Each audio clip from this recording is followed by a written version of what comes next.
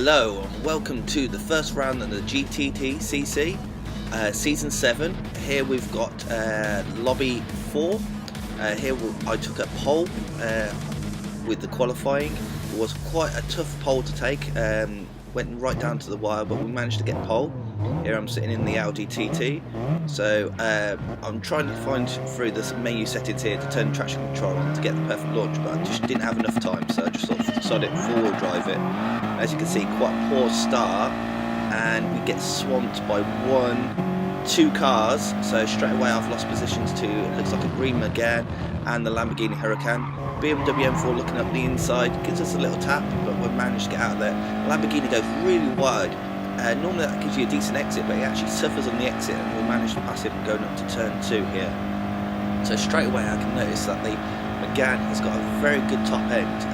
This TT is a very fast car around this track, good traction out of all these slow zones, but doesn't quite have the top end of that Megane. So you can see here, coming out of turn 2, I have a better turn 2 in the slipstream, but still that Megane is pulling.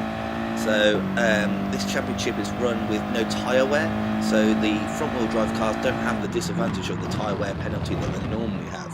So coming down into this tight little right hander, there's not many corners to the Red Bull ring, but some of them are more difficult than the others. Some of the hairpins are just slam on the brakes and get the apex, but corners like this are fairly fast.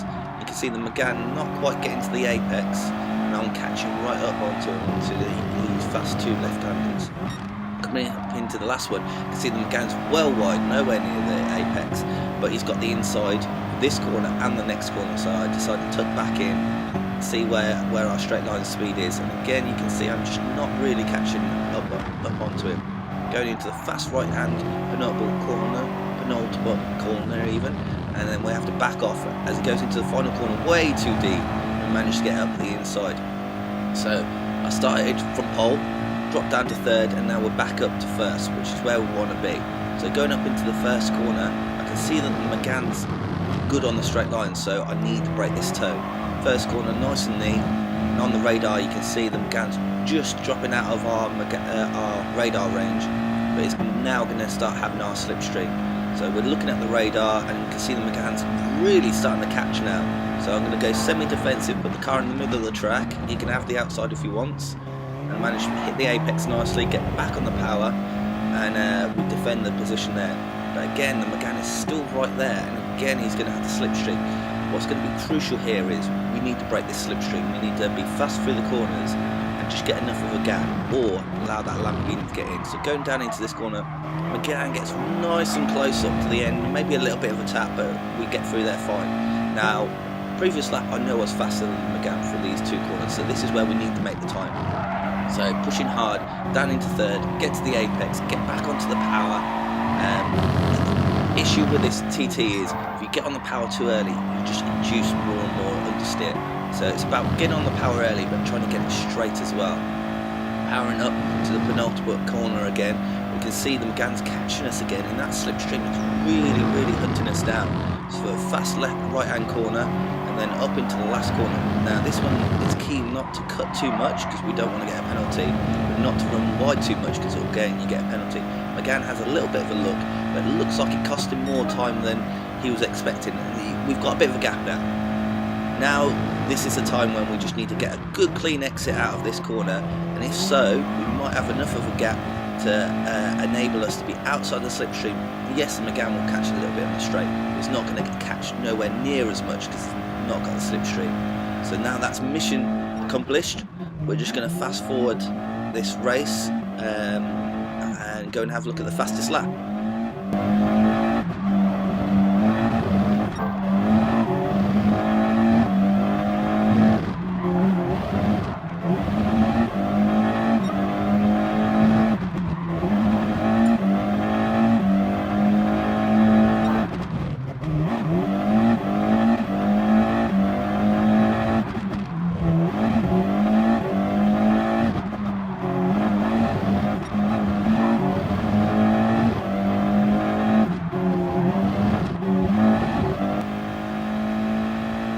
Now we're back on lap 5. This was my fastest lap of the race, something that I felt like I could go for.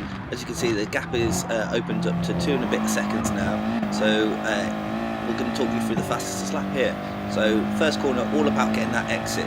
You want to try and get to the apex, but focus on the exit because this is such a long stretch and it's uphill.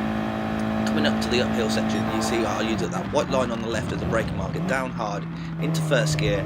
Once we got it turned in, slam on the power, let's just whiz through first gear and get up into second gear. So pushing down from turn 1 down to turn 2 down to turn 3.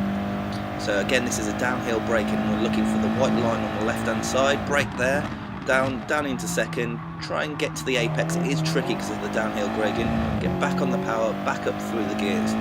Now this can be a place where you can gain a little bit of time, but you can lose a lot. So I'm trying to maximise the width of the road, go down into third and try and get on the power as soon as possible. A little bit late there, but luckily we can run over the curb.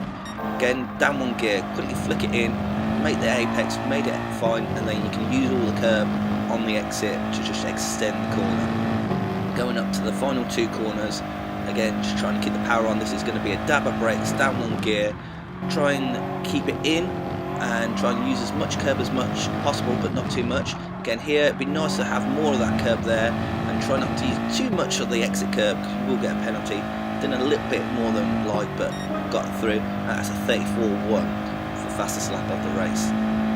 Now we're going to just fast forward it. As you can see, we've extended the gap to 4 and a bit seconds, and let's see what the rest of the race holds for us.